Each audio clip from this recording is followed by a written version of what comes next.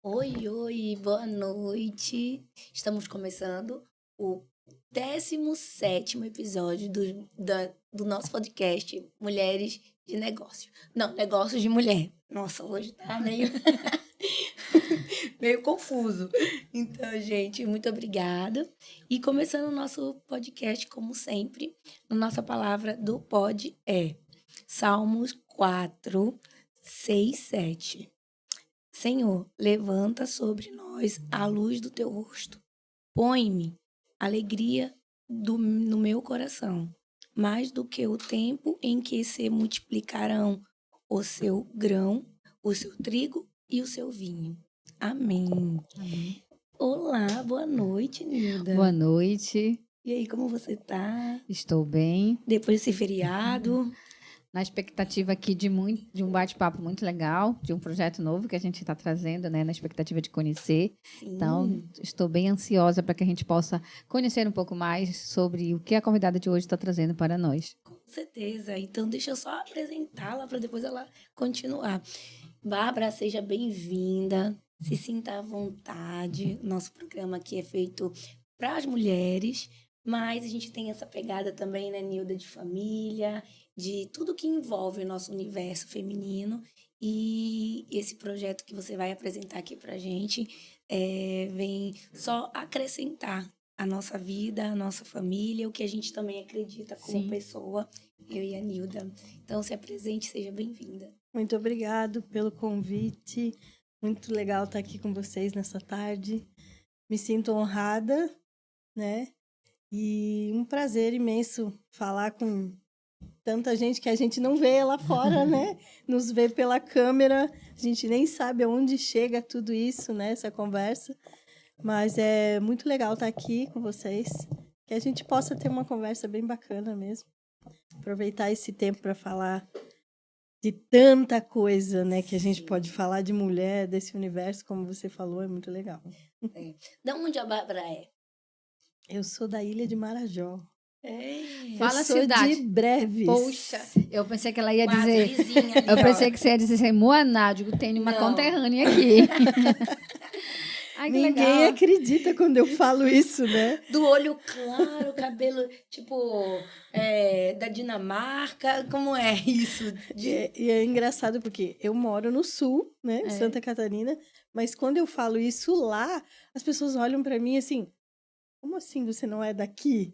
Né? Você é de lá, do outro lado do país. E quando eu chego aqui, as pessoas olham para mim, não, você não tem cara de nossa conterrânea, não é daqui, né? Mas meus pais estavam aqui na época de 1970, por aí. E eu nasci em 76. Meus pais ficaram mais 2 anos aqui e foram embora e eu nunca mais voltei. E era um sonho conhecer minha terra, né? E aí, quando a gente recebeu o convite para vir para cá com um projeto, eu falei, é um presente para mim chegando, né? Muito legal conhecer aqui. Amei. Era mais do que eu imaginava. Não cheguei aí até Breves, mas já estamos com planos de voltar no que vem. E quero pisar lá, quero conhecer, né?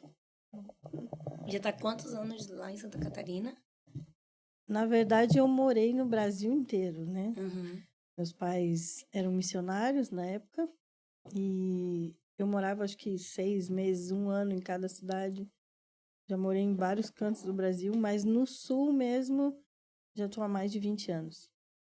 E a Bárbara tem filho? Como é? Conta um pouquinho de quem é a Tenho Bárbara. 4 filhos, 3 casados, um pequeno, né? Pequeno, que é maior do que eu, né? É o Pedro. Que é o Pedro, que tem 15 anos, que está conosco nessa viagem. A esposa do Bill, que é também palestrante no projeto. E é um desafio, né? Ser mãe de 4 filhos, 3 meninos e uma menina. Então, o projeto em si nasceu aí, né? Ouvindo nossos filhos, as dificuldades, e a coisa foi tomando forma. Bom, para quem está nos assistindo, é importante a gente destacar a importância do projeto que vai ser discutido a partir de agora. Né? Eu vou me antecipar falando um pouco da importância da gente estar trazendo essa temática. Esse podcast é um podcast voltado para tratar temáticas que envolvem o universo feminino. E dentro desse universo feminino, nosso papel como mãe, nosso papel como esposa, o nosso papel diante da sociedade como responsável, faz muito sentido estar trazendo para a discussão o projeto que você trouxe para a nossa cidade. Então, a partir de agora, eu queria que você explicasse para a gente, entendeu? Que projeto é esse, entendeu? Qual a importância do projeto para a sociedade. Eu queria que você começasse. Eu sei que tem muita coisa para falar sobre o projeto, mas vamos iniciar aí falando o que é o projeto e por que chegou aqui em Barcarena esse projeto. Então, o projeto já tem 15 anos, né? Surgiu porque o meu filho mais velho, ele chegou em casa, ele tinha 11, 12 anos, mais ou menos. É um menino muito alegre, a gente nunca vê ele chorando, reclamando de nada. Mas aquele dia ele chegou do colégio chorando muito e a notícia é que um melhor amigo dele tinha sido assassinado na frente da escola. A gente já ficou chocado com a questão e entendendo o que levou a esse assassinato, foi que, imagina, a garota de 11, 12 anos. 2 meninos da mesma sala gostavam da mesma menina, só que um era filho de policial e o outro era filho de traficante. E numa briguinha de disputa para ver quem vai ficar com ela, o filho do traficante alvejou o outro garoto. E a escola, que já estava com muitos problemas de relacionamento, né?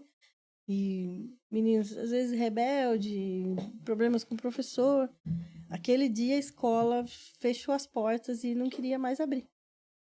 E a diretora da escola chamou os pais para uma reunião, convocou todos que estivessem lá e ela disse assim, olha, a escola já vem enfrentando problemas muito sérios e agora com o assassinato desse menino, eu preciso que vocês, pais, põem a mão na consciência, afinal de contas, seus filhos estudam aqui, vão para casa, pensem em alguma coisa para nos ajudar, porque a gente não sabe mais o que fazer.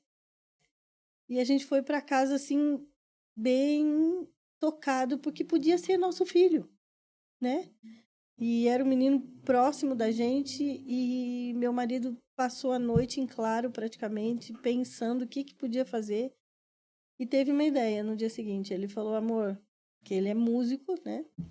E ele falou, amor, quem sabe se eu pegar meu violão, for para a escola e conversar com aqueles alunos, porque na juventude dele ele foi usuário de droga, né? Passou por muita dificuldade, chegou a ser internado em clínica. E como a questão ali também tinha a ver com tráfico, né? Ele falou, amor, quem sabe se eu levar meu violão, cantar um pouco com eles e contar a minha história, pode ser que dê algum efeito, né? É o que eu sei fazer e o que eu posso fazer hoje. Você topa? Eu falei, vamos conversar com a diretora. E foi.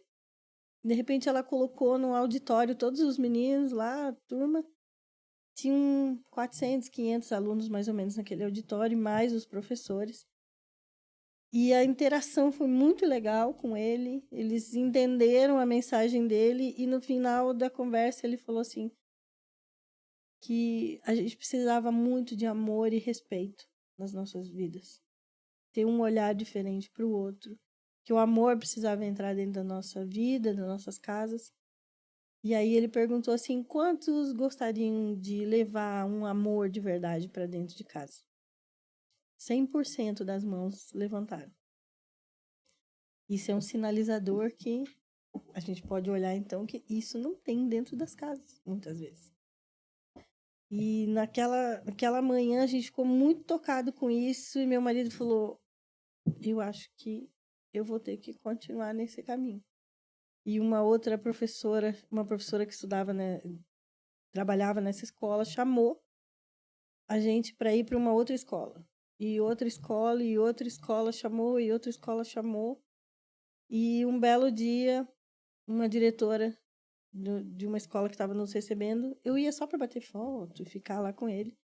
Ela falou assim, Bill, muito legal você falar sobre uso de drogas, alertar esses jovens, Mas se você puder, dê uma pinceladinha de alguma forma num assunto que é muito sério aqui para nós. Nós temos muitas crianças que sofreram abuso sexual, que tentaram suicídio. Aí meu marido virou para mim e falou: Bárbara, hoje é você que fala. Eu entrei em pânico, porque essa era a minha história. Eu sofri um abuso quando eu tinha 6 anos de idade por um tio dentro de casa. E por não saber o que dizer, eu não sabia nem o que era aquilo.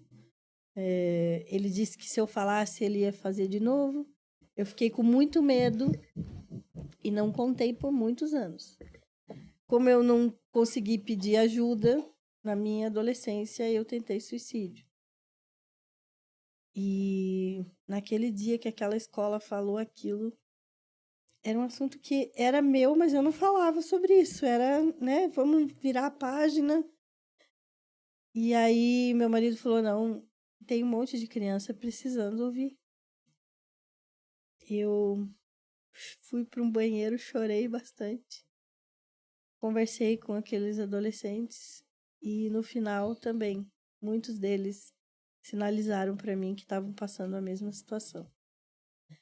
E aí a gente não conseguiu parar mais, né? E a gente foi assim trazendo à memória cada assunto que a gente passou dentro da realidade do adolescente e cada vez que a gente dava palestra a gente lembrava de mais alguma coisa e falava e eles se identificavam.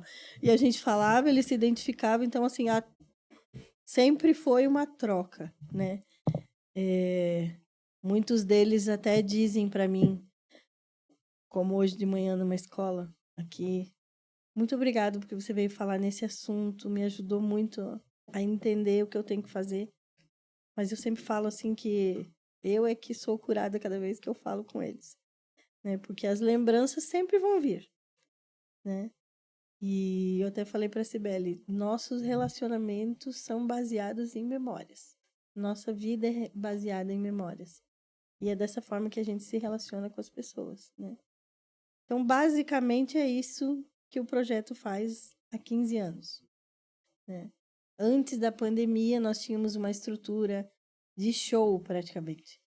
O meu marido é músico, ele levou os amigos dele da banda e música ao vivo, né? Porque a gente fala muito sobre heróis hoje, sobre referências. Quem que você está seguindo? Quais são os exemplos que você está seguindo? Quem você está ouvindo? Né? Por exemplo, como nós estamos aqui sentados falando e tem pessoas que seguem vocês nos seus episódios. Então, tem muita referência hoje em dia na internet e que os adolescentes seguem, né? Mas quem é esse herói? Quem é esse youtuber? Quem é esse cantor? Quem é essa pessoa que você está ouvindo? Que conceitos ele está trazendo para você? Que comportamento você está repetindo, né? Então, nós íamos para a escola com uma banda, com um painel de LED, com som, luz, mas também íamos com psicólogas, assistente social, escuta qualificada, para fazer essa triagem pós-palestra, durante a palestra, né? Atendimento. Com a pandemia, não foi possível mais ir para a escola por um bom tempo, né? Porque tudo se fechou. Nós até gravamos a palestra para eles receberem online. Teve efeito, mas no retornar às aulas, foi muito difícil, né, esse retorno e trazer muita gente para dentro da escola também era complicado. E a gente decidiu fazer algo mais simples, mais barato para que todos, escola pública, particular, para que todo mundo recebesse, né, gratuitamente, como a gente faz nas escolas. E aí a gente foi em família, eu, meu marido, meu filho, né? E o efeito tem sido o mesmo do painel de LED, da música, porque são recursos bacanas, mas o que toca neles é a mensagem. É aquilo que eles ouvem e entendem como uma verdade, né? Quando eu estou contando a minha história, eu não estou dando sermão neles. Eu não estou falando na língua. Eu posso falar a mesma coisa que a mãe fala, mas muitas vezes a mãe está dando uma bronca, está reposicionando. E eu não sou a mãe, mas eu estou contando a minha história como se fosse um colega deles, sendo um exemplo real, né? É porque as histórias conectam as pessoas, né? Sim. E quando você fala que cada vez que você conta a sua história, cada vez que a gente fala das nossas dores, a gente entra num processo de cura também. E isso é muito importante.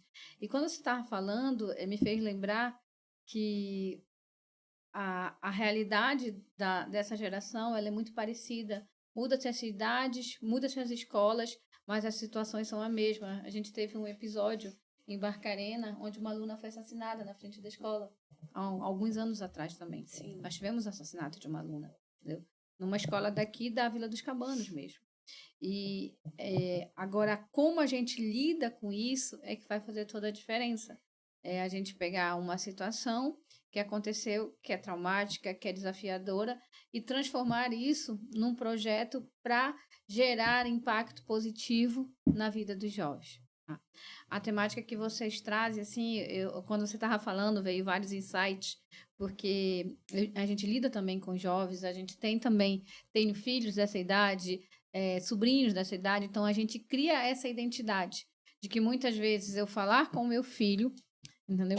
É diferente de ele ter a escuta de outra pessoa, porque para eles sempre a gente vai ter aquele posicionamento de durona, de estar dando um sermão. Então eu vejo como muito necessário, tá? Mas eu queria escutar de você, porque eu vi que o projeto ele tem um nome, tá? Uhum. E que você falasse sobre esse nome do projeto para gente e como surgiu a proposta desse nome do projeto. O projeto se chama O Vento nas Escolas.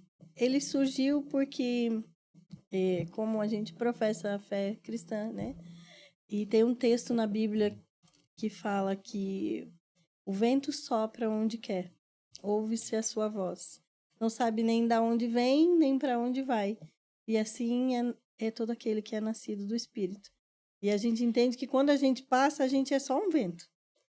Às vezes levanta, né? O que parece que está tudo bem, levanta a situação, mas também é um vento de amor, de amizade, uma coisa que talvez você não entende. Uau, esses caras passaram aqui na escola, de onde eles vieram, quem eles são, não sei. São famosos? Não, são um pai e uma mãe que passaram aqui e falaram de amor. E de repente contaram a sua história e me tocou, me transformou. E eu cheguei em casa e comecei a olhar para o meu pai e para minha mãe diferente, né? Para quem cuida de mim diferente. Então essa era a ideia do projeto. Muito, não imagino. Eu fiquei pensando hoje Todo assim. tipo de coisa, né? Eu falei, por que tem esse nome? E fiquei imaginando, né? E me veio a curiosidade de perguntar. Porque quando a gente vai criar um projeto, a gente quer criar um nome que seja identidade, que tenha uma razão de ser, entendeu? E faz todo sentido, baseado na tua explicação, a proposta do nome do projeto faz todo sentido. Muito, muito bom mesmo. E a Bárbara, ela teve que se reinventar, né? Porque cada desafio que a gente faz na nossa vida, que a gente é proposto, né? É um desafio. É um desafio. Porque além de cuidar de 4, termina sendo mãe de outros tantos, né? Porque uma coisa é você passar por Barcarena, outra coisa é a cidade inteira da sua cidade te conhecer vocês, né? Ainda mais essa ligação com o jovem, né? Porque depois que a gente deixa de ser jovem, a gente começa a ser um pouco velho, né? E aí tem linguagem mais, né? De velho, mais responsável e tal. E aí, quem teve a oportunidade de ouvir o Bill, parece que ele é jovem pro resto da vida. Né, Bárbara? Hoje um menino falou assim para ele, eu achei muito engraçado. Um menino enorme, assim, bonito, assim, ele olhou assim pro Bill, porque meu marido é grandão, mas ele é grandão, alto e né, uma parede. Aí ele disse assim, ô Bill, posso te guardar num potinho? Não, na verdade, um potão. Ele falou assim, achei tão bonitinho o jeito dele falar. Então tem que ter um dom aí, né? E aí a Bárbara teve que se reinventar. O que a Bárbara teve que aprender, estudar? E 15 anos aí do projeto, quem era a Bárbara na primeira vez que teve que falar, que teve esse desafio de falar sobre algo que nos toca, porque eu acho que nossa história é a parte melhor de uma palestra, né? Eu acho que é a nossa história, né? Eu acho que é ali que é a cereja do bolo. A gente pode ter propriedade de falar de algo se a gente não viveu. Sim. Mas também tem um lado de aprendizado, tem um lado empreendedor nessa jornada, né? Que vocês vão... É um trabalho ali feito. Me conta um pouco disso. Então, deixa eu puxar lá atrás, já que você Traz. falou desse tema. Então, a Bárbara teve que se reinventar muitas vezes, né? Primeiro, como uma menina que lidou sozinha com o abuso. Porque o abuso aconteceu aos 6 anos, mas e eu conto isso na palestra para eles, que eu culpei o meu pai a vida inteira por ele não ter cuidado de mim, por ele não estar presente. Muitas vezes eu quis contar para ele, mas eu só chorava, coitadinho do meu pai, não estava entendendo nada. E às vezes ele, porque eu não parava de chorar, ele se afastava e eu me afastava também.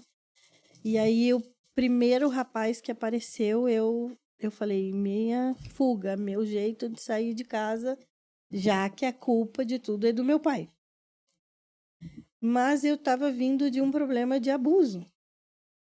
E o rapaz que eu resolvi casar não era o amor da minha vida, até porque eu não entendia nem o que era o amor. Eu, muito nova, eu sempre evitei as pessoas, eu não fui nunca nem de ter muitos amigos.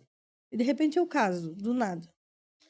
E com um problema de abuso, é lógico que daí o casamento foi por água abaixo, já de cara. O rapaz se envolveu com outras meninas, voltava para casa bêbado, me batia e uma série de problemas. Eu achei que engravidando a situação do casamento melhoraria, mas aí eu tive 3 abortos, né, um atrás do outro. Não entendi o que estava acontecendo, até que um médico me deu um laudo de que, por conta do abuso, que foi a primeira pessoa que eu falei sobre o abuso, me examinando e tal, ele falou que o meu útero era dilacerado, que eu nunca ia ter filhos. E que, como eu já tinha tido 3 gestações com aborto, se eu engravidasse, eu morria. E aí, para mim, aquilo foi assim, caiu o meu mundo, porque eu achava que eu não prestava para nada. A única coisa, talvez, que eu poderia fazer é ser mãe, que era o meu sonho, e não ia poder ser. Também não podia chegar em casa com um laudo desse, porque para mim falar do laudo dele, eu ia ter que explicar o porquê que ele me deu esse laudo. Eu nunca tinha falado do abuso para ninguém da minha família. E me calei, só que eu já estava num quadro de depressão, né? Por conta do casamento errado, por causa de todo esse tempo lidando com o abuso sozinha. Eu estava com depressão, eu estava com muita coisa, mas na minha época ninguém falava de depressão. Quem falava de crise de ansiedade, de pânico, e se alguém falasse era coisa de maluco, né? Nenhuma família queria ouvir, fulana tá com depressão. E psiquiatra, meu Deus, isso era coisa de doido. Então, eu não tinha esse diagnóstico, até porque eu não conversava com ninguém. As pessoas só diziam que eu era uma pessoa tímida, né? E nesse período eu tentei suicídio. Não, acabava desistindo por medo. Aí aquele ciclo vicioso de culpa, medo, depressão, tentativa de novo e tal, né? Casa uma bagunça. Eu até falo na escola que sobre automutilação, que as pessoas façam uma maquiagem, até tá meio marcado aqui por causa da maquiagem que eu fiz.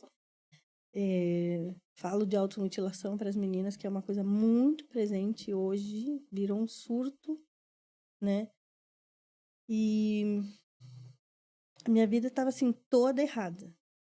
Me separei desse cara. Antes de me separar dele, eu tive uma nova gravidez, mas foram 9 meses de alto risco. Tive o menino.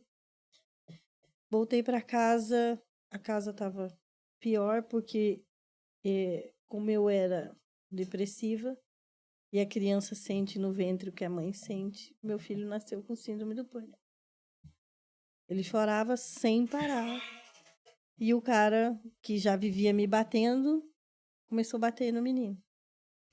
Aí eu me separei dele porque eu falei, não, isso eu não vou deixar acontecer, né? Comigo já é demais, com meu filho não.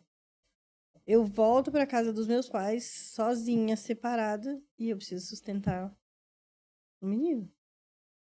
E eu achando que não podia fazer nada, nessa época, porque eu tinha que sustentar ele, eu comecei a fazer doce, bolo, né? Eu até cheguei aí para Gramado, estudei lá uma época, trabalhei numa fábrica em Gramado, me especializei em chocolate, passei muito tempo fazendo isso, até que lá na frente, uns anos depois, meu ex-marido me procura dizendo que estava arrependido, que queria sair comigo, mas não era para falar para ninguém. E eu fui encontrar com ele.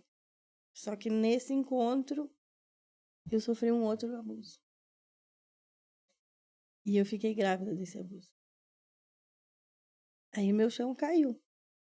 Porque eu já tinha uma criança pequena, eu já estava com muitos traumas, eu já tinha tentado suicídio. Fiquei desesperada, né? Fiquei naquela, vou tirar, vou levar, o que eu vou fazer? Como é que eu vou dar conta disso tudo? Não falei nem do primeiro abuso, nem do segundo. Sempre me calei. Quis lidar com aquilo sozinha. Mas acabei levando a gravidez à frente. Nesse período, eu resolvi contar para o meu pai tudo o que estava acontecendo. Contei desde os 6 anos tudo o que estava acontecendo. E foi onde eu consegui me abrir para minha família, falar, né? Entendi que os meus pais não eram meus inimigos. Eu que não deixei eles se aproximarem de mim. Eles, graças a Deus, cuidaram de mim, me ajudaram a criar meus filhos. Meu pai me incentivou muito, me deu muitos conselhos que eu nunca quis ouvir. E eu resolvi seguir os conselhos do meu pai, voltei a estudar, né? Cuidei dos meus filhos, fui trabalhar doce, bolo, que, né, como empreendedora, até que meu pai tinha dito uma coisa para mim, ele falou: "Filha, você não precisa correr atrás de ninguém. Um cara certo vai chegar até você. Alguém que vai te respeitar, você tem que se valorizar." E nesse período eu reencontrei um amigo muito querido que na verdade era o meu único amigo na vida inteira, que era o Bill. E ele na época de que ele usou droga, ele engravidou uma menina de 16 anos. Até casou com ela, mas como os dois eram usuários de droga, o casamento não deu certo. E eu sempre amei aquele menininho do Bill, porque na época que eu conheci o Bill, que ele tinha um menininho, era a época que os médicos diziam que eu não podia ter filhos. E às vezes eu olhava para o Bill e dizia: meu Deus, 2 malucos com uma criança não sabem cuidar. E eu aqui querendo muito um filho, por que não dão para mim, né? Eu pensava assim muitas vezes. E hoje eu sou mãe desse garoto, né? Que casei com o Bill, acabei sendo mãe dele também. Então ele é meu xodozinho, assim. E me casei com o Bill. Então já foi uma outra, se reinventar de novo. Algo que eu nunca tinha imaginado, porque eu achava assim, casamento, depois de tudo que eu passei, amar alguém, aquilo era impossível, né? Mas o Bill era uma pessoa que sempre esteve perto de mim. Eu vi as coisas que ele passou, que foram terríveis. Ele também viu.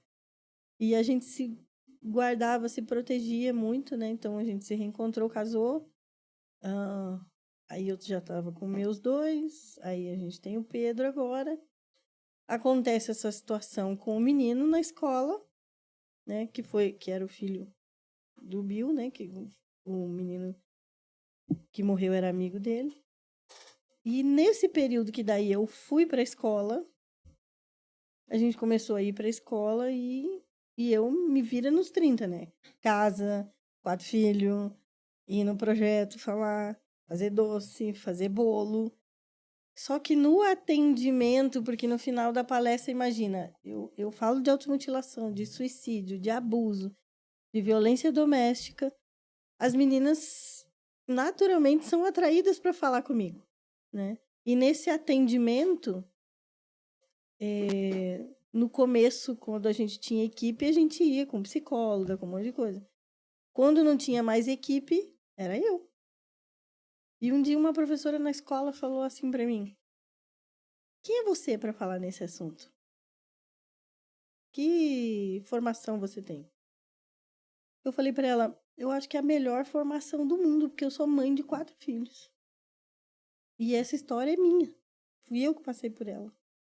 Mas eu voltei para casa meio indignada, assim, sabe? Meu Deus! Como é que ela fala isso para mim? Mas depois eu virei pro meu marido e falei: amor, eu acho que tá na hora de eu superar mais uma coisa. Se eu realmente entendo que isso é relevante, né, para os nossos filhos, para nossa casa, para um monte de adolescentes, eu vou fazer mais uma faculdade. Eu já tinha feito de música e artes, aí eu fiz psicanálise, né? Até porque tem tudo a ver com a minha fala, né? A psicologia, ela trata a parte comportamental, muito necessária, né? Com terapias, com atendimento também.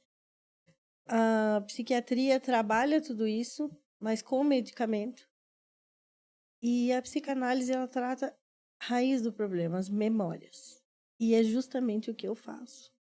Trazer as minhas memórias na minha fala para que eles entendam a mensagem que eu estou falando, né? E é justamente as memórias minha e deles é onde a gente se conecta na palestra. Então tinha tudo a ver com o que eu estava fazendo.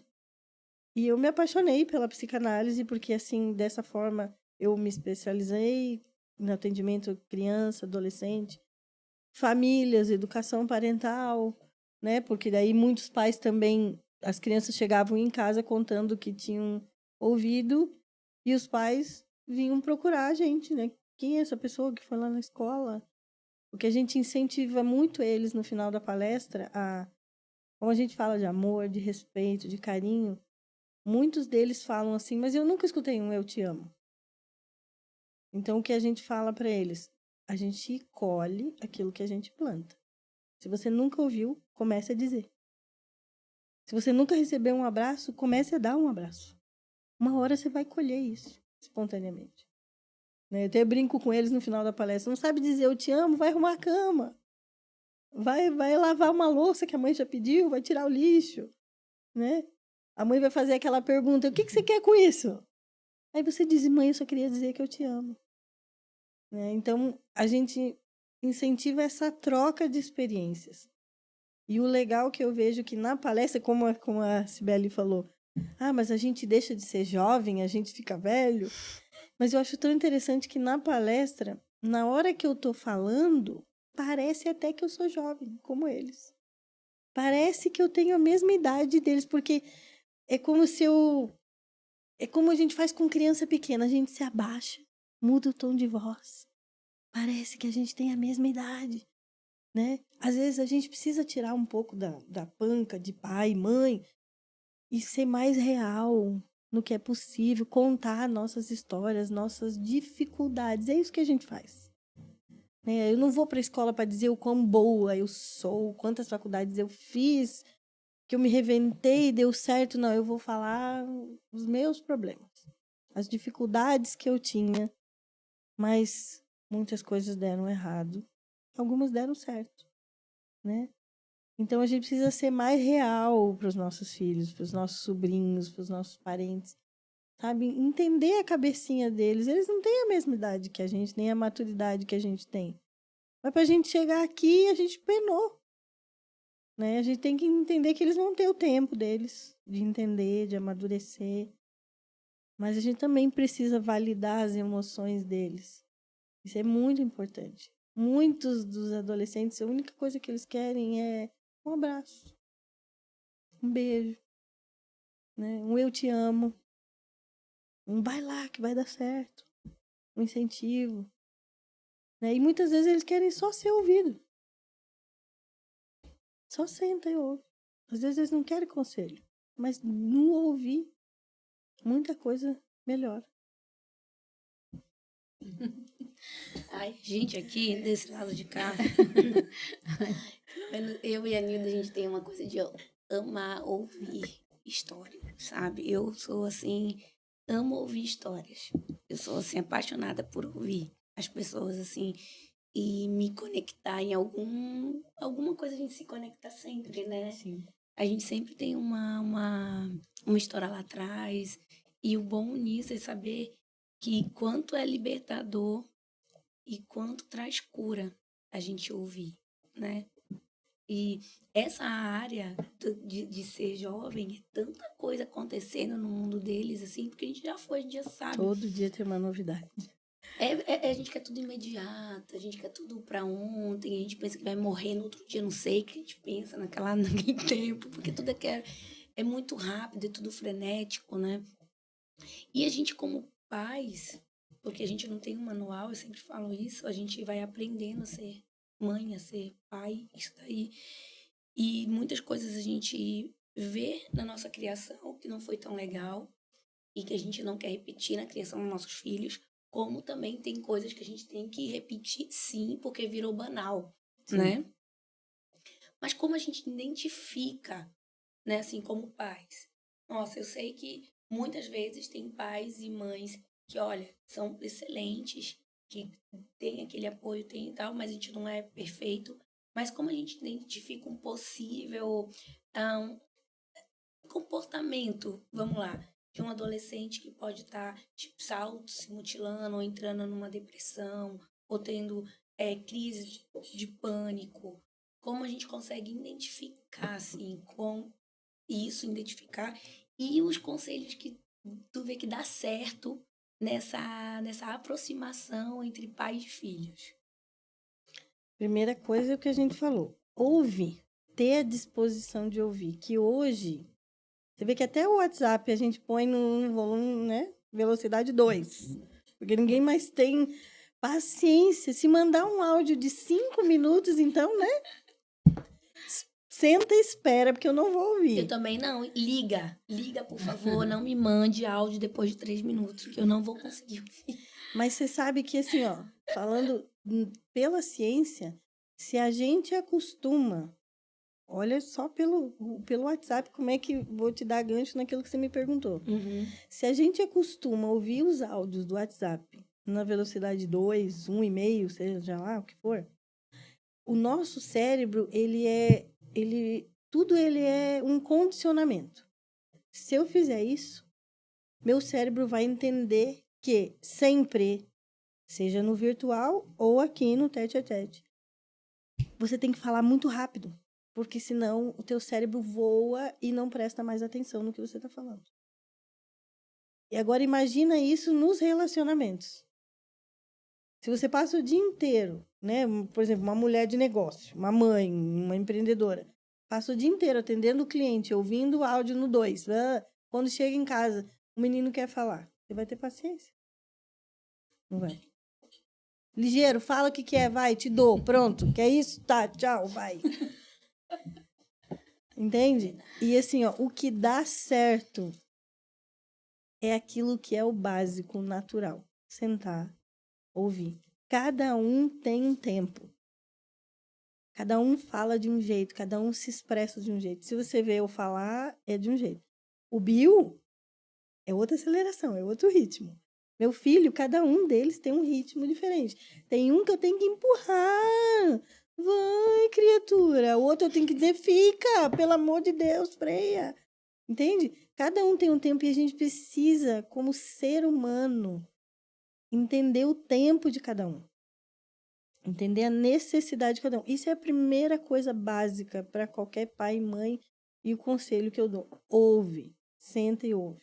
Ah, mas eu não entendo metade do que ele diz. Não importa. Senta e ouve. Alguma coisa você vai captar. E também tem a questão de... Ah, mas meu filho é muito quieto.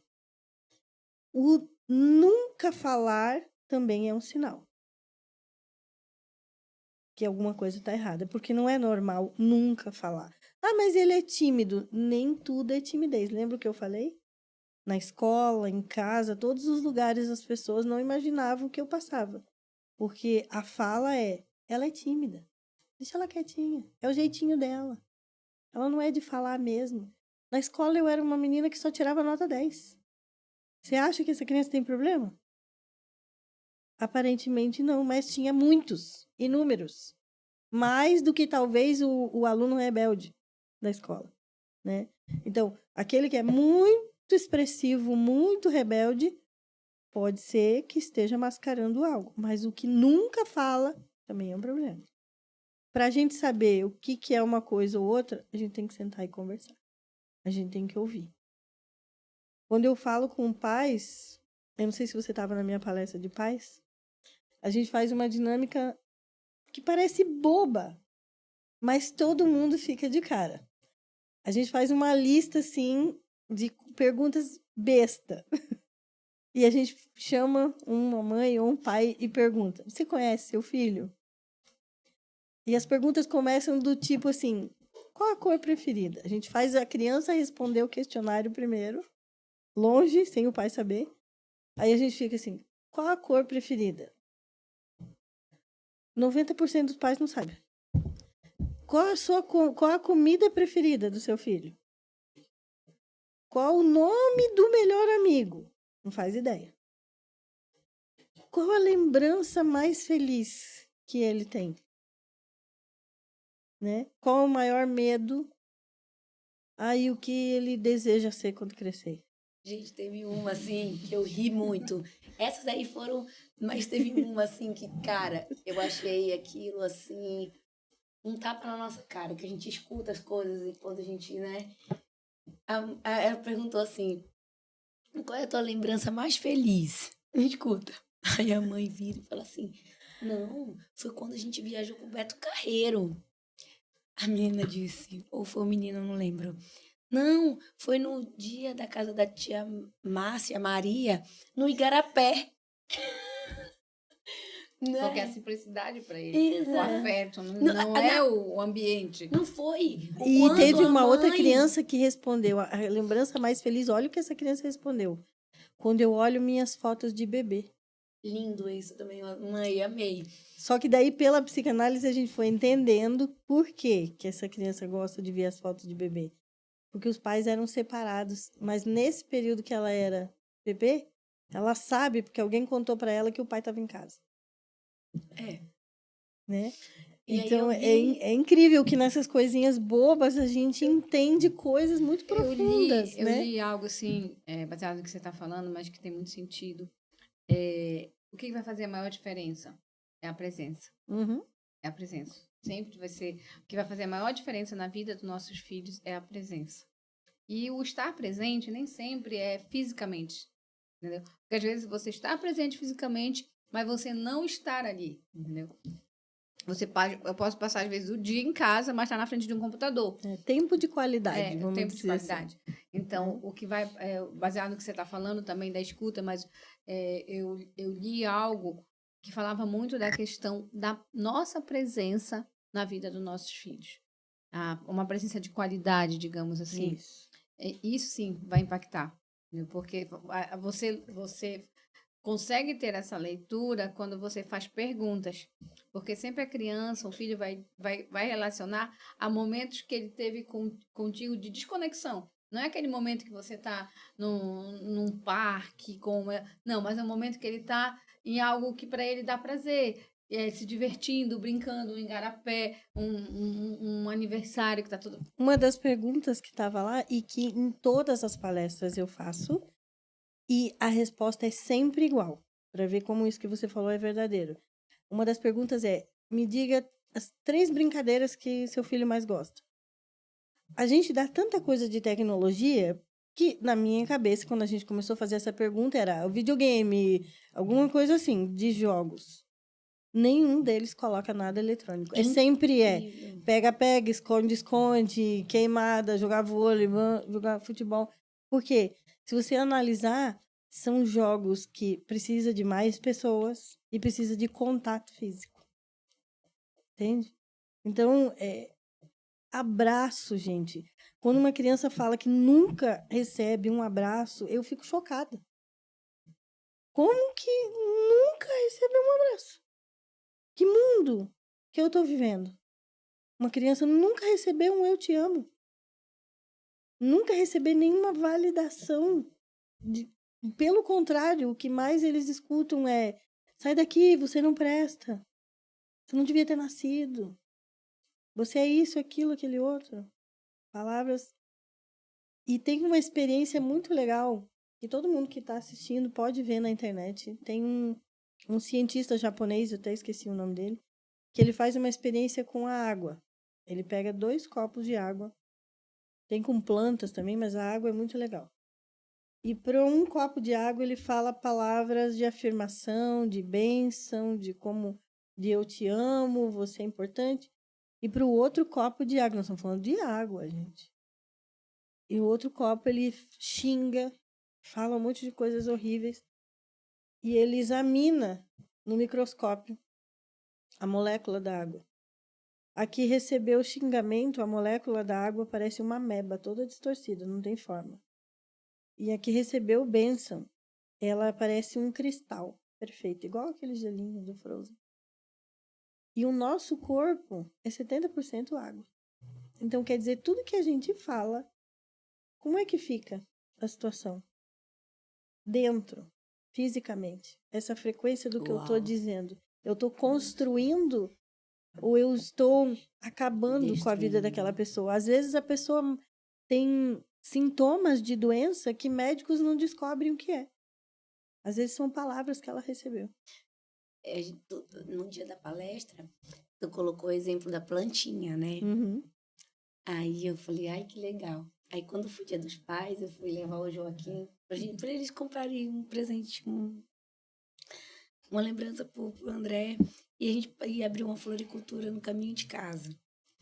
Aí ele gosta muito de planta, meu menor. Os dois gostam muito de planta. Eu não gosto, eles gostam. Porque a avó gosta, tem um negócio lá na casa dela, assim, um monte de planta e ela gosta. E o Joaquim, ele gosta. Gosta de animal, gosta de planta. Aí ele comprou, o Guilherme quis descer, foi lá e comprou um jarrinho daquelas plantinhas, da mesma plantinha Que do você tinha vídeo. visto no vídeo. E aí todo dia a gente almoça, né? Juntos, todo mundo, né? Hora, almoça e tal. Aí quando termina o almoço, fala assim, você já falou com a sua plantinha? E aí, desse dia pra cá, ela é laranja. E ela começou a florescer. E ele fala que ela é linda. E aí ele fala do mesmo jeito do menino. Aí eu falo, você já cantou pra sua plantinha hoje? Você já beijou a sua plantinha hoje? Aí ele fica, sabe assim? Mas é porque, assim, pra mim foi quando eu vi aquilo, fez todo um sentido de ensinar, falar a palavra de afirmação, né? Dele escutar as palavras, mas o que ele vai fazer com aquelas palavras? Né? Ele não tem filho, ele tem um cachorro, aí ele fala pra cachorra. Aí, não, fala pra planta. E ali pra mim foi assim, ímpar, assim, a colocação, né? Porque uma das plantas com 30 dias, ela murchou. Ficou horrível, horrorosa. Secou, né? Secou. A outra, ela floresceu. O que tinha pra florescer, ela floresceu tudo, porque tem um tempo, né? Que é aquelas plantinhas pequenininhas. E ali eu achei, cara, isso faz muito sentido. Deus, ele é perfeito. Quando ele coloca lá, tua palavra, ela tem poder, a língua, ela tem mais Ela poder, constrói. mais do que qualquer outro órgão do teu corpo, ela destrói ou constrói. Isso é maravilhoso. E uma coisa que eu sempre falo, né? Na neurociência diz que um lado do nosso cérebro é criatividade e o outro é raciocínio lógico. E aqui na frente, no córtex, é que fazem as conexões de uma coisa para outra. E às vezes a gente fala assim, meu Deus, eu falei 10 vezes para essa criança a mesma coisa e ela não entende o que eu tô falando. Mas não entende mesmo. Porque o córtex pré-frontal, a maturidade no cérebro, com todas as conexões e sinapses, só está pronto aos 27 anos. Mas, meu Deus, então eu tenho que esperar até os 27 para a pessoa entender o que eu estou falando? Não. Tem uma maneira disso amadurecer mais cedo. Das sinapses e de informações acontecerem mais cedo. E sabe como é que é? Contato visual. Quando você dá informação para alguém olhando nos olhos, as conexões se formam no cérebro. E você não precisa ficar falando 4, 5 vezes. O problema, e eu ainda falei na palestra, né, dos pais. O pai, quando chega em casa, é diferente da mãe. A mãe passa o dia inteiro falando para os camaradinhas, só que a gente fala assim, a gente está lavando louça, dando informação, e grita, e fala, e vai fazendo isso, e atende celular, e briga com o cachorro. Você não faz contato visual com a criança. O pai chega e olha, mandei fazer, pronto, foi. Não é? É diferente da mãe. Então, eu sempre falo para as mães, faz contato visual, olha no olho, senta, conversa. Você vai falar muito menos. Baixa o tom de voz. Grito dentro de casa libera cortisol no cérebro de todo mundo. Agora, imagina no cérebro de uma criança que ainda não tem as sinapses formadas. O excesso de cortisol, dopamina, um monte de hormônios de estresse faz com que todo o corpo receba esse estresse via corrente sanguínea e aquela criança entre em estado de alerta. Por isso que a gente está vendo uma geração agora com síndrome do pânico, com crise de ansiedade, porque qualquer coisa que você diz, uma palavra, é um gatilho suficiente para entra em pânico, o coração dispara, começa a suar, começa a passar mal, a pressão cai, parece que vai desmaiar, porque é excesso de cortisol, excesso de estresse, uma casa conturbada, uma criança que só ouve palavras negativas, muito estresse. Vai acontecer isso. E é tão fácil, eu falo para os pais, é tão mais barato olhar no olho, tentar ouvir, conversar, do que você ter que ir na farmácia e comprar remédio tarja preta para o seu filho. É tão mais barato fazer isso e mais eficaz do que você ter que levar seu filho para o psiquiatra. É tão mais barato e eficaz do que você ter que enterrar um filho porque se suicidou. Né? Então, são medidas muito pequenas que a gente pode fazer. Simples. Que antigamente se fazia e hoje a gente não faz mais. Será que a gente tem coragem de não ouvir mais as coisas no WhatsApp na velocidade 2? Se alguém te mandar um áudio de 5 minutos, você tem paciência para ouvir? Quem sabe se naquele áudio, a pessoa, no meio da conversa, você vai identificar que ela está precisando de ajuda. Toda vez que eu falo contigo, eu vou ter que me modificar. Mas eu peço, por favor, mandem Porque às 5 vezes a de pessoa 10, tá de um mandando. minuto, mas não manda Eu entendo de que é 5. complicado. Mas, às vezes, o mandar áudio comprido também é uma sinalização que ninguém tá falando com essa pessoa. Ela precisa falar com alguém, ela precisa, nem que seja. Ela acha que ela tá pedindo para resolver um problema. Mas às vezes o problema tá dentro dela, que ela não consegue resolver aquele problema sozinha. E aí o cérebro dela dá informação que ela não consegue, então ela tem que transferir para você e ela te manda um áudio de 10 minutos. Talvez ela poderia resolver sozinha. E se a gente tiver paciência para sentar, ouvir, a gente vai identificar isso e quem sabe você consegue sentar com essa pessoa e dizer, vamos ver o que está acontecendo? O que eu acho que você é capaz de resolver sozinho, sem precisar me ligar? E quando precisar me ligar, só para quando precisar mesmo, porque eu acredito em você, talvez essa pessoa nunca teve essa validação, né? Acho que é isso. Muito bom. Não estou falando algo que seja fácil também, mas a gente precisa se condicionar. Sim. Né? Porque senão cada vez a gente vai mais no acelerado, mais na inteligência artificial, mais. E aí, onde é que a gente vai parar? Eu acho que hoje teve uma inversão muito grande das responsabilidades por conta a gente acaba absorvendo muita informação, muitas responsabilidades, porque tudo hoje se quer para ontem. E aí, no meio de tudo isso, a nossa priorização acaba nós não direcionando tanto para quem é essencial, que é a nossa família. Acaba que a tua família, como é do teu dia a dia ali, eu vou deixar para ver depois, vou priorizar. Isso a gente percebe muito diante desse novo formato, posso dizer assim, do novo formato que as famílias vivem, que a sociedade está.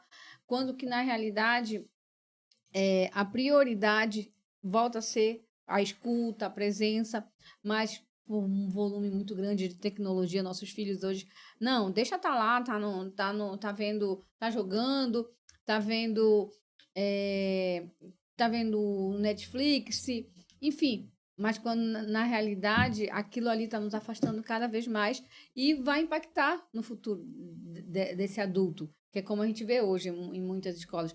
Quando a gente olha para muitos casos, eu não sei se você esse dado para você faz sentido, mas a maioria das pessoas que são suicidas, que tem aquela questão de que foram na escola, atiraram, se você vai olhar qual é a grande realidade deles.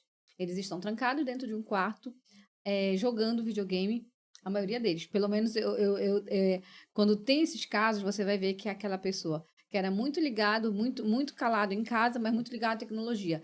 Jogo, vídeo, e aí você vê que acaba tendo uma mudança de comportamento por conta dessa tecnologia muito utilizada, entendeu? Eu queria perguntar para ti se isso faz sentido também para você. Se essa leitura que a gente está tendo é realmente o que de fato a gente vê acontecendo entre os jovens.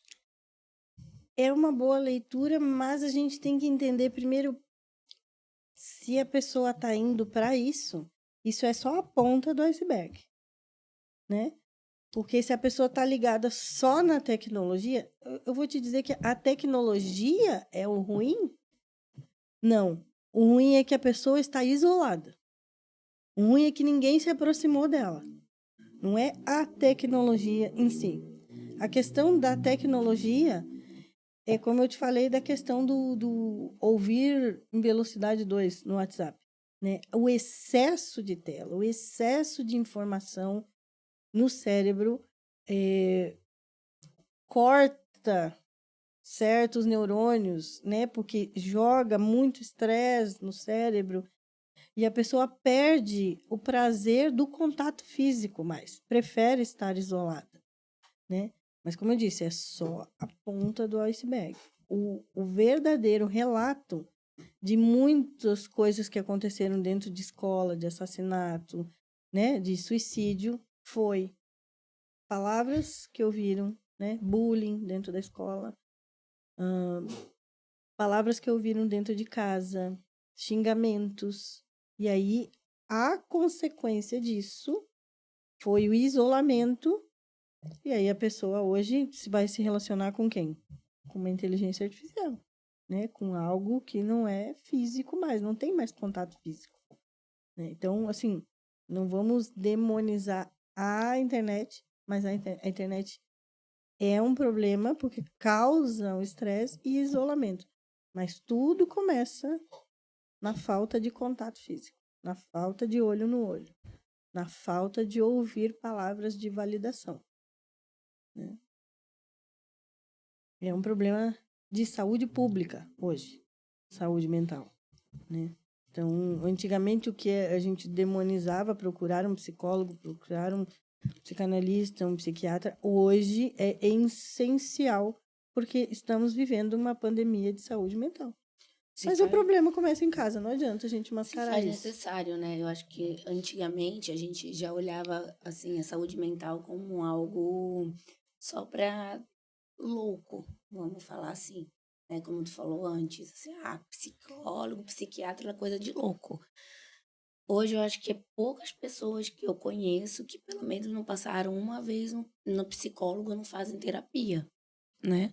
Porque a gente vem de uma geração que se calou muito sobre isso, né? Quando eu ouvi a tua voz falando, eu me calei, eu não falei, eu me guardei, eu pensava que eu conseguia só, né? A gente como mãe, a gente pensa assim, a gente como mulher, a gente pensa assim, a gente pensa que sempre Tá tudo bem. consegue carregar o fardo sozinha, né? Consegue estar ali, porque a gente tem uma coisa de a gente é responsável pela nossa família, a gente é responsável pelos nossos filhos, a gente é responsável pela educação deles, a gente é responsável pela gente mesmo, tem que dar conta de cuidar da gente e cuidar de outros, né? Coisa essa que não tem muito direcionamento isso pro pai. Tem hoje que a gente está agora validando. Pai não é só aquele que fala assim, ajuda, não. Pai é pai. Pai tem que estar do lado, não ajudando, né? E aí, quando a gente olha hoje, que é um processo e uma coisa tão necessária, a gente vê que também se faz necessário dentro da escola, não só com professores. Não. Essas crianças não precisam só de saber português, matemática, finanças, que também é uma coisa muito boa para poder ter uma saúde financeira boa, mas saber como lidar com o seu emocional. Sim. Porque eu imagino, numa palestra dessa, tu chegar aí e ouvir de um jovem que está começando uma vida, que vai ter filhos, que vai. Imagina a cadeia disso. Eu nunca ouvi um eu te amo, eu nunca ouvi você vai dar certo, eu nunca vi minha mãe ou meu pai me abraçando e me dando um afeto. Como que vai passar isso para os filhos, sabe? Aí a gente vê a sexualidade hoje tomando um boom enorme, porque a gente vê isso na internet, com o TikTok, enfim, em outras coisas. Então, e essa sexualidade, querendo ou não, vem gravidez e famílias desestruturadas e já não tem estrutura emocional. E imagina a estrutura de criação. Isso tá tudo errado e e aí tu vira e fala assim, olha, começa por você. Não tá uma estrutura meio louca? O adolescente vai ter que tomar rédea de uma geração que foi totalmente descuidada Sim. ou não informada.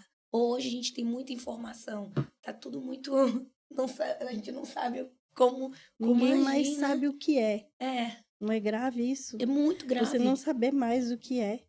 Antigamente as preocupações é o que você quer ser quando crescer, Era. né? Que no sentido de profissão.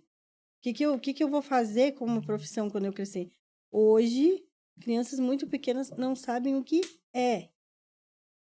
Isso é grave. Adultos não sabem o que são, né? Antes a gente falava, adolescência é difícil. Hoje, a vida inteira tá difícil, porque eu tenho visto crianças pequenininhas dizendo que já tentaram suicídio. Porque a vida não tem mais graça. Como Em assim? que mundo que a gente está vivendo, né? Hoje eu vi até um relato de uma pessoa me contando que atendeu uma mãe, um casal que se separou, e o pai foi embora e ela nunca mais viu, e ela disse para esse profissional, que era um psicólogo, olha, eu não sei o que fazer com meus filhos, eu quero devolver. Aí a psicóloga olhou para ela e falou Oi? assim, devolver para onde se você é a mãe? O pai foi embora, você gerou. Você vai devolver para quem? Não sei, para quem quiser pegar. Né? Você veja o sentimento de angústia dessa mãe, de impotência, de... Eu acho que se ela pudesse expressar, é devolver para dentro da barriga. Voltar ao tempo. Não era nem devolver o filho que está ali, mas era como se assim, vamos entrar de novo, vamos voltar no tempo, porque o que eu estou vivendo aqui tá terrível, vamos começar de novo. Mas, infelizmente, a gente não pode voltar no tempo. A gente tem que viver o hoje e a gente tem que entender o que a gente quer para o futuro. Se hoje a gente não consegue viver, como é que a gente vai projetar o futuro? Hoje eu nem vejo mais as crianças dizendo, lá no futuro eu quero ser tal coisa. Eu nem escuto mais. Porque eles estão totalmente perdidos, que qualquer coisa que vier tá bom. Ou então as respostas são, quero ser youtuber. Quero ser influencer. É legal, tem muita gente ganhando dinheiro com isso, mas e aí? Não é só isso. Muitas vezes o que eles estão querendo de referência é aquilo que eles veem na internet. Mas será que aquilo que vê na internet é real? A gente sabe que muitas vezes não é. Né? Estão querendo mascarar uma realidade do hoje que está vivendo. Hoje, com 15 anos de projeto, já foi atendido quantas crianças, quantos adolescentes, mais ou menos assim? Quase 1 milhão de adolescentes. Em quantos, Mais de meio milhão. em quantos estados no Brasil?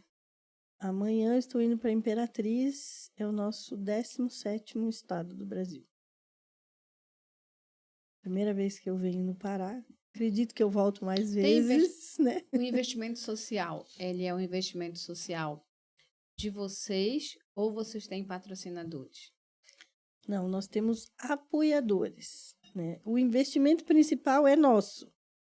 a gente sempre, assim, mesmo depois que eu casei com o Bill, mesmo depois que eu fui fazer mais faculdades, mas a gente continuou fazendo bolo, docinho, isso e aquilo, né? Se reinventando, vende uma coisa ali e tal, para continuar trabalhando, porque a gente viu a necessidade e acreditou nisso. E no meio do caminho sempre surgem, né, um empresário, um pai e uma mãe que viu o resultado na vida do seu filho, né? Por exemplo, a gente vir para cá hoje, foi um casal que se tornou assim muito amigos nossos, né? Que é o Anderson e a Carla, que são pastores ali da Igreja Nova Aliança.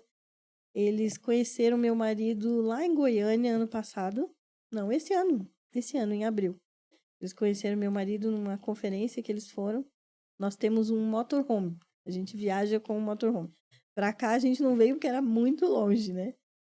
Mas geralmente a gente viaja com motorhome. E eles viram o nosso motorhome nessa conferência. E ele parou para conversar com meu marido e perguntou: o que é isso que está plotado no seu motorhome, né? O vento nas escolas, o que é? Aí meu marido explicou, né? O que era, o que a gente fazia. E ele ficou apaixonado por esse projeto. Ele falou: eu quero muito que vocês vão na minha cidade. Onde é? No Pará. Meu marido falou: meu Deus, o sonho da minha mulher é ir para o Pará, porque ela nasceu lá. Ele falou: não, então a gente vai fazer de tudo que for possível, né? A gente vai bancar as passagens. Então, um deu passagem, né? Procuraram hospedagem, a comunidade se juntou, ajudou. E a gente veio, na cara e na coragem, né? Porque a gente vai ter uma recompensa financeira? Não. A maior recompensa financeira é cada rostinho daqueles que eu vi, o impacto, cada abraço que eu recebi, né? E graças a Deus por esses apoiadores, né? Porque hoje, por exemplo, esse ano eu falei, não tenho mais condições de fazer doce, bolo, porque ou eu vou fazer uma coisa ou vou fazer outra. Preciso me especializar nos atendimentos, porque tem muita gente me procurando, né? Então eu vou ter que abrir mão de alguma coisa para fazer outra. Mas Deus é tão maravilhoso que quando a gente faz o bem volta pra gente, né? E a gente é suprido em tudo. Se alguém Deus quiser ajudar, cuida. como faz para entrar em contato? Se alguém quiser levar, por exemplo, você vai ter a oportunidade que eu acho que está falando com um público mais precisamente do Pará, vamos dizer assim, onde existe, com certamente, muitas pessoas que vão ter a oportunidade de assistir, que estão assistindo, deve dizer, poxa, eu preciso trazer para o meu bairro, para a minha escola, para a minha comunidade, para a minha cidade. Como é que funciona? Faz contato? Eu vi que vocês têm um site. Eu não sei se vocês têm redes sociais. Eu acho que é importante. A gente gostaria assim de deixar com mensagem para quem vai assistir. Como é que faz para levar, para trazer o projeto até a cidade, até a comunidade? Se vocês estão saindo hoje, ou vão saindo amanhã de Barcarena, não é isso? Sim. Mas se daqui com 15 dias alguém não, gostei muito, quero trazer. Aí faz o contato com vocês, organiza. Então, eu posso deixar o telefone para vocês colocarem depois nos créditos ali, de contato, e-mail, mas temos também o Instagram, que é O Vento nas Escolas. Lá tem todos os nossos contatos, e-mails também. Quem responde somos nós mesmos. E a gente optou sempre para tudo que for fazer, eu vou responder. Por isso que a gente abriu mão de tudo, né? Eu não tenho funcionário hoje que vai responder para mim, eu mesmo vou responder. Então, se um empresário me procurar, eu vou responder. Se uma criança na escola entrar no Instagram e quiser falar comigo, sou eu que vou responder, né? O máximo que a gente puder estar perto. E a gente vai aonde vocês nos chamarem, né? Vamos ver se a gente consegue para breves, né? Oh, meu Deus. Quero muito. Me falaram que de Belém dá 4 horas de viagem. Aí eu falei, não, gente, tem que ter um jeito mais rápido eu de acredito ir. que é mais de 4 horas. Eu pensando que Já me falaram assim, que se for de lancha, barquinho, assim, dá 40 minutos. Eu falei, topo entrar no barquinho. Eu acho que te falaram. Eu sou do Marajó, tá? Cheguei em Barcarena desde 92 para estudar. Marajó, a minha cidade fica, acredito que 50% do caminho para Breves. Tá? 50%. Você viu o último episódio que teve lá, daquela campanha que teve sobre o Marajó? Sim. Entendeu? Então, é muito na região de Breves ali. Os navios, se chama navio, eles devem levar uma média de 6, 7 horas para chegar lá em Breves, tá? Me fala Se, que é se, longe. se eu de lancha para Moaná levo, acho que, não sei, aí o pessoal pode até me corrigir de eu estar falando falando errado, mas eu acredito que as lanchas levam em torno de 2, 3 horas para chegar em Moaná, que é o meio do caminho. Já é melhor do que 7 horas. Né? Mas aí você ainda vai pegar mais uma mais entendeu? É longe. É longe, entendeu? É longe. Mas quem sabe, né? Mas Já você... fiz 3.600 quilômetros até aqui, né? Mas é acessível, entendeu? Você pode...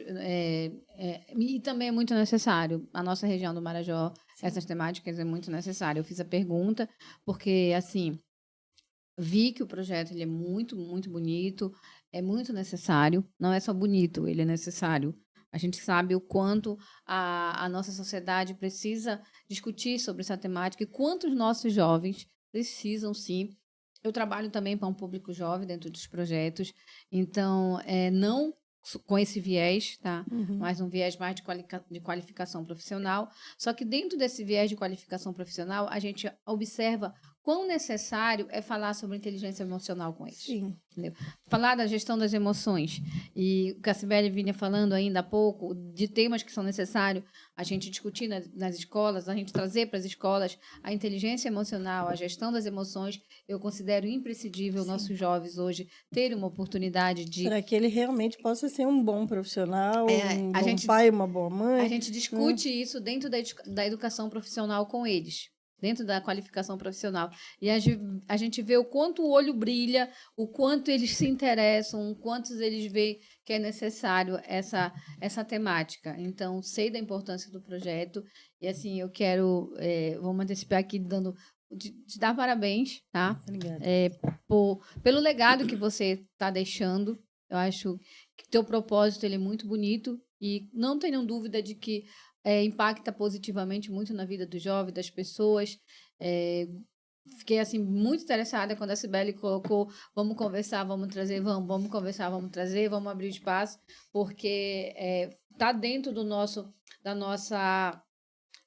interesse também discutir temas como esse, e eu queria te parabenizar pelo projeto e espero ter maiores contatos lá na frente, vou pegar o contato, tá trocando também experiência, conexão, fazer indicações, porque às vezes a gente tem a oportunidade de, num momento assim, a gente está discutindo sobre trazer alguém para falar desse tema, e aí você vai lembrar, não, eu tenho uma pessoa que eu avalio que a experiência, a expertise dela é imprescindível para esse projeto. E a gente sabe que, assim, nós somos uma gotinha no oceano, né? Mas a gente não pode deixar de ser a gota. Sim. Né? Quando a gente vai para as escolas, principalmente na rede pública, né? A gente até procura vir via Secretaria da Educação, se possível, porque a própria Secretaria da Educação pode acionar as redes de proteção da cidade. Porque, no caso, eu vou embora. Eu dou a palestra, eu falo no assunto, mas como é interessante se a gente conseguir trabalhar em rede, com ONGs, com pessoas como você que já trabalha, com a Cibele, outros profissionais, empresários mesmo, porque quando a gente vai embora, a gente precisa deixar essa rede de apoio para que eles possam falar, para que eles possam ter para quem procurar, né? Profissionais que possam atender, médicos, às vezes uma escuta, uma mãe, alguém que se dispôs, olha, eu não sou uma profissional na área, mas eu estou disposta a ir para aquela escola, sentar lá e ouvir. Glória a Deus. Como a gente precisa disso, né? A gente não pode trabalhar sozinho. Vocês fazem online? Já tiveram a oportunidade de fazer? Nós chegamos a gravar online também. Mas online ao vivo? Online ao vivo nunca fiz. Não, porque eu tô tendo alguns insights aqui. Olha isso, tem oportunidades, né? Porque assim, tem lugares que a gente executa, atividades que a gente sabe que são necessários, mas talvez a gente não consiga o time de levá-los presencialmente. Mas que bacana, você pode abrir o ao vivo e se conectar. Sim. Porque o ao vivo tem a troca, né? Tem. Do que o gravado. Muito legal, dá para fazer sim. O Com summit, certeza. eu acho que do pessoal aí que faz, ele é gravado, É. né? Mas é isso. Eu acho que é muito oportuno, é uma mensagem que hoje já faz sentido, imagina daqui a um tempo vai fazer muito mais sentido. A gente vê que essa questão do... Quando a gente fala de um todo, é que a gente não quer perder pessoas, Sim. sabe? Essa nossa ideia de prosperidade, né? Que antigamente a gente falava, quem que você quer ser? Hoje em dia a gente quer ser, no mínimo, ter saúde e ser feliz. É o meu lema, a minha frase, eu não sei se falei pra ti, mas a minha frase esses dias, assim, eu sou aquela pessoa que gosta de... Eu tenho momentos de frase, né, Sibeli, assim, de jornada, assim, a frase que Ela tá... faz, depois eu pego pra mim, pode falar. Os insights, assim. Aqueles insights. Hoje, eu tive uma perda na família há uns 3 anos atrás. E desde essa perda, assim, eu fui ressignificando algumas coisas, mas para mim, assim, um que tem feito muito sentido. Não, eu quero viver mais, eu quero ter menos para viver mais. Entendeu? Eu sempre tenho colocado assim, não preciso ter muita coisa, mas eu quero viver mais. E eu entendi que para eu viver mais, eu preciso ter menos. Não sei se Faz sentido, com entendeu? certeza. Então, não preciso ter muito para viver bem. Eu vou viver bem muitas vezes se eu tiver menos. É. Não, mas faz todo sentido, porque a gente tem tempo. E hoje eu acho que a coisa mais preciosa é tempo. Tempo. Tempo de qualidade. Tempo com saúde. É tempo. É o tempo, ele te faz ter essa tranquilidade, eu acho. Né? Quanto mais você tem, menos tempo menos você tempo tem. você vai ter. Aí tu tem que resolver mais problema, tu tem que viver numa vida muito frenética, tu precisa ser duas para estar no mesmo lugar, no mesmo momento, em dois momentos. E aí, como faz isso? Vive na correria. E a vida já é muito cheia de surpresas pra gente hoje dar o luxo de perder tempo com coisas que não é necessário. Antes, talvez eu me importasse mais. Hoje eu tô na vibe de que me importa Aí eu menos. tô pra quase fazer 40 anos, aí eu já tô criando essa vibe, assim, que, tipo...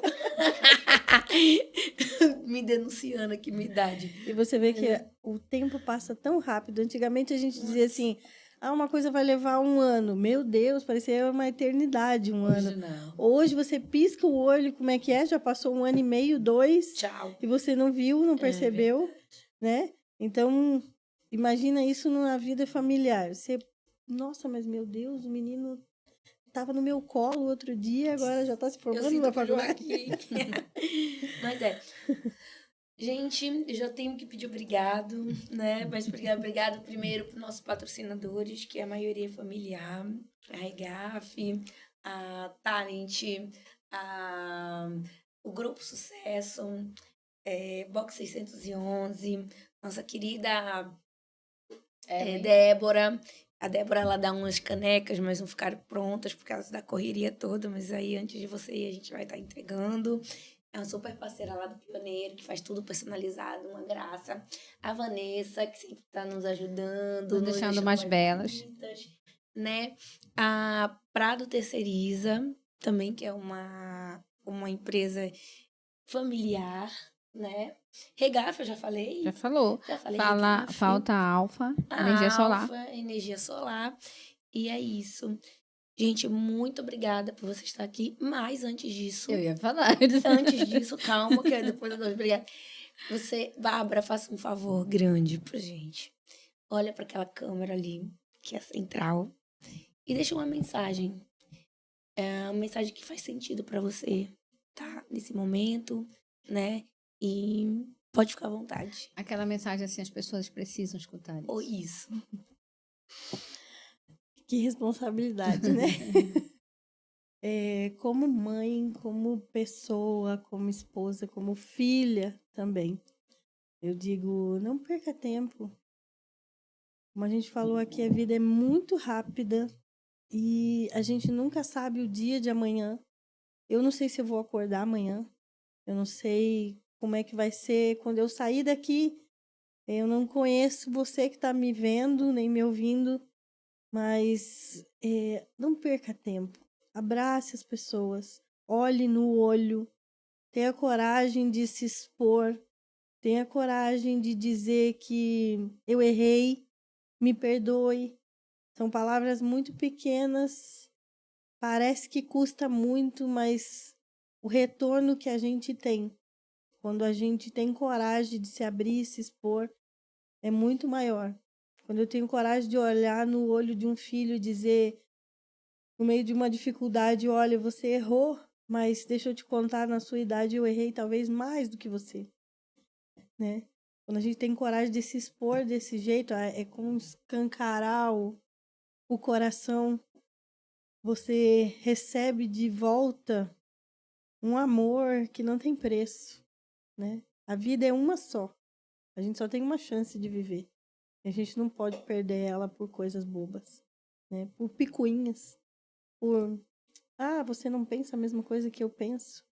Tudo bem, se você pensar diferente, é isso que é legal, né? Que faz um mundo bacana. Imagina se todo mundo pensasse a mesma coisa, se todo mundo gostasse da mesma coisa, né? É bacana quando a gente pode pensar diferente, gostar diferente, mas viver em paz e harmonia no mesmo espaço, isso é Deus. É assim que ele nos fez, né? A gente não precisa ser um molde de tudo igualzinho. Ele não fez robôs, ele fez pessoas diferentes umas da outra. Cada um tem sua digital, cada um tem sua íris, cada um tem seu jeito. E é assim que é bonito de ser, né? Muito bom. É isso. Obrigada, Nilda. Obrigada, Eu que prazer enorme te agradeço conhecer, vocês tá? demais Obrigada. pela oportunidade. Você é né? bênção, Bárbara. Sua família Terminamos é o podcast bênção. com o coração aquecido, né, Sibeli? Sim, vale a pena, vale Eu a pena. também, viu? Muito Valeu a pena. obrigada. Muito obrigada pelo esforço. Eu sei que está sendo Obrigado por nos difícil. trazer para cá, por poder chegar nessa terra, né? Que eu sinto que é minha também, né? Sempre quis vir para cá. Meu sentimento era como se eu estivesse voltando para casa, né? Olhar esses adolescentes nos olhos, como eu vi todos esses dias, foi uma recompensa incrível, assim. Vou levar cada um no meu coração, assim, para sempre, né? Espero voltar logo. A gente também, né, Sibeli? É verdade. Obrigada. Que Obrigada, Deus te tá? abençoe, que Ele te leve de volta para sua casa, que Ele multiplique a sua vida aonde Ele achar melhor, porque Ele sabe as coisas que tá aí dentro do coração, da sua mente, da sua família, sabe? E eu acho que prosperidade não tá em ter, mas em ser algo diferente, sabe? A diferença dá trabalho, sabe? Mas dá uma recompensa que só vem de Deus. Muito obrigado. Obrigado. Muito, muito, muito. Tem mais 15 dias pela frente ainda, Imperatriz. Imperatriz, cuide bem Aguarde, me deles. aguarde. E muito obrigado. Esse episódio lindíssimo. Lindíssimo. É isso, gente. Muito obrigada. Beijo. Até a próxima. Tchau. Tchau.